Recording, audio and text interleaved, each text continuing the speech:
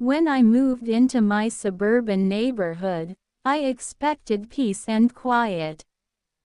Instead, I walked into a petty dictatorship run by our WA president, Todd.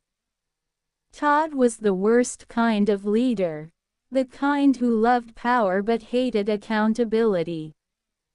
He enforced ridiculous rules, like fining people $200 for leaving their trash cans out a minute past 9 a.m., but blatantly ignored the rules when it suited him.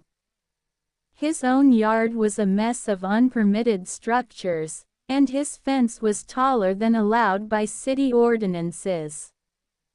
But Todd's true sin, using the WA as his personal piggy bank.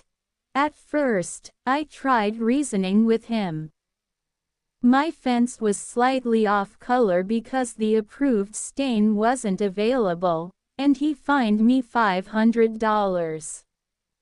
I explained, provided receipts, and asked for leniency. Todd smirked, said, "Rules are rules," and walked away.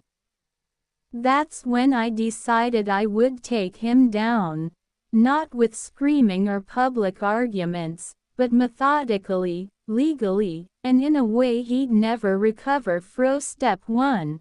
Become the inside man. Todd's first mistake was underestimating me. I volunteered for the WA board under the guise of wanting to get involved in the community. I played the part of the eager, naive newbie perfectly. For 2 years, I attended every meeting, quietly observing how Todd operated. I learned he controlled the board by bullying other members and burying them in paperwork. He'd push through votes when only his allies were present and conveniently lose paperwork submitted by dissenting homeowners. I kept my head down, took detailed notes, and waited. My goal was to outlast his term as president so I could begin making changes. Then I discovered Todd's second mistake.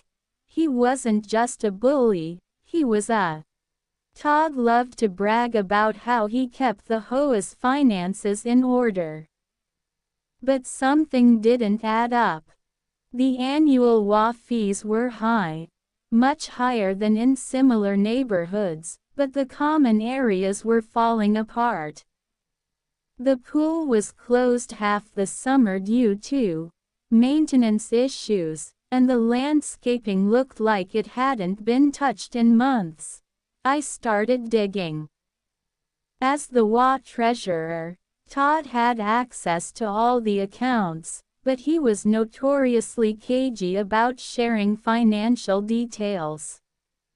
I asked for the budget during a meeting, and Todd laughed it off, saying, "Don't worry, I've got it under control."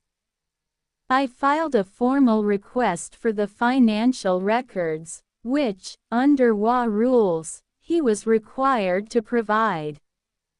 Weeks went by with no response. That's when I started talking to neighbors. Turns out, I wasn't the only one suspicious.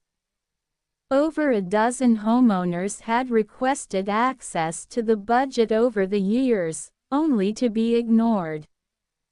One neighbor claimed Todd had used WA funds to install a new patio at his house, while another swore he'd seen Todd's kids at the community pool during its maintenance closure.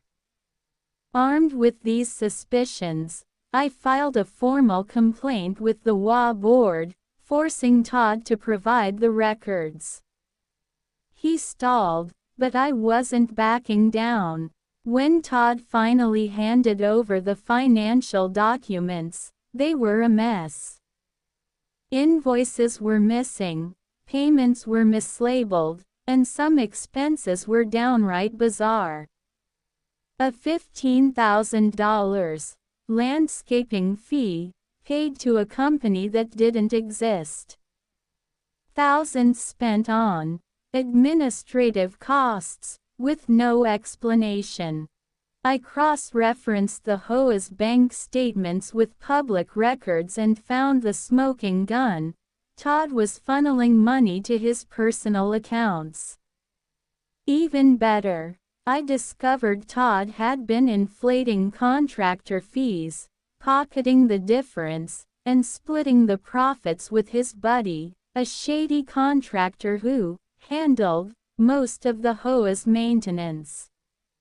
I compiled everything into a detailed report, complete with spreadsheets, photos, and notarized statements from neighbors who had seen Todd's antics firsthand. I waited for the annual WA meeting, which was typically a snooze fest, attended by only a handful of homeowners. But this time, I made sure people showed up. I spent weeks knocking on doors, explaining what Todd had been up to. I didn't share everything, just enough to get people angry and curious. On the night of the meeting, the room was packed.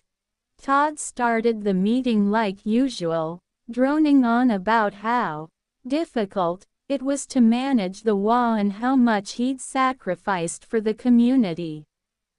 That's when I stood up.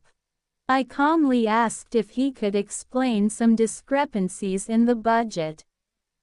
Todd laughed nervously and said, "I don't think this is the time or place." I replied, "Actually, Todd, it's the perfect time." I handed out copies of my report to everyone in the room. The mood shifted instantly. People started reading, whispering, and then shouting. Todd tried to regain control, but it was too late. I called for a vote to remove him as president. By the end of the night, Todd was out.